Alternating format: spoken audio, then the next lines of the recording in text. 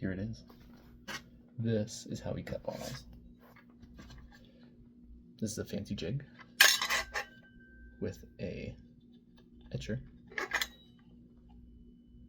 Works pretty well. The jig goes in here. These little screws hold it in.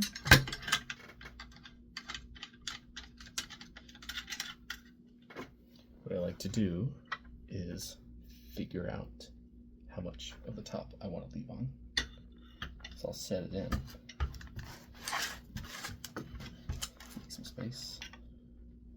I don't want to go above the bevel of the bottle. I want to go just below it.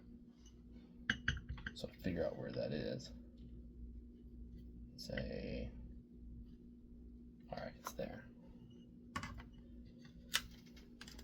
Put my screws in, hold it in place.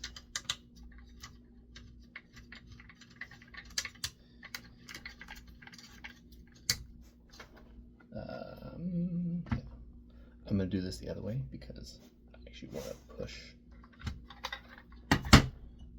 into it like so. So the bottle sits in the jig, just like that. I'm going to run this etch, creating down pressure, keeping pressure towards this bunt.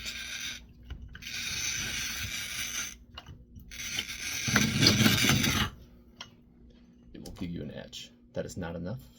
It will break inconsistently, so you need to keep going to create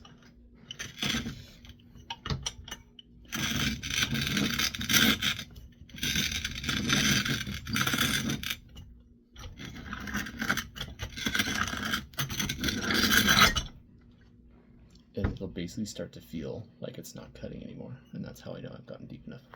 So that is the etch.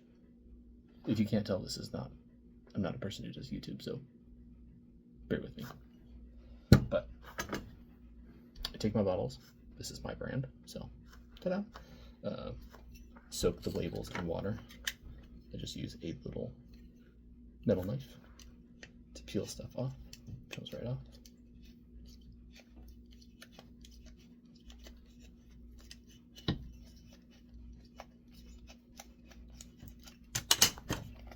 Sometimes you get lucky and you can just,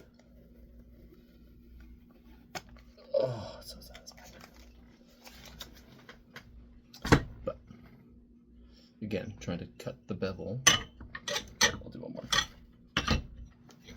It's actually easier if I put downward pressure standing up. So.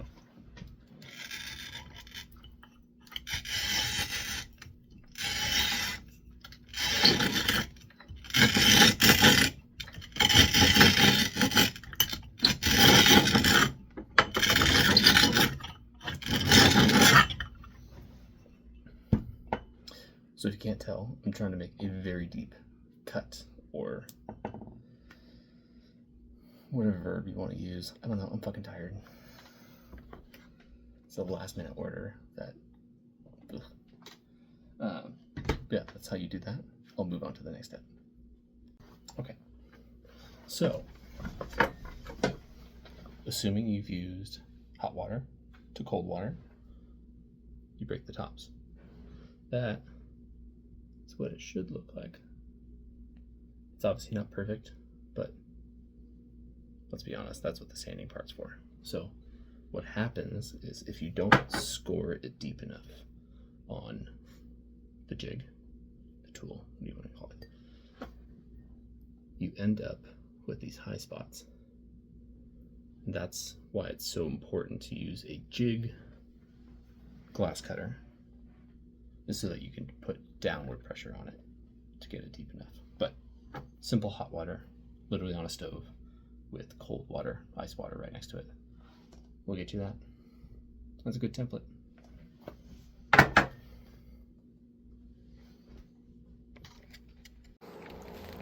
Okay, so now we are taking these sharp ass edges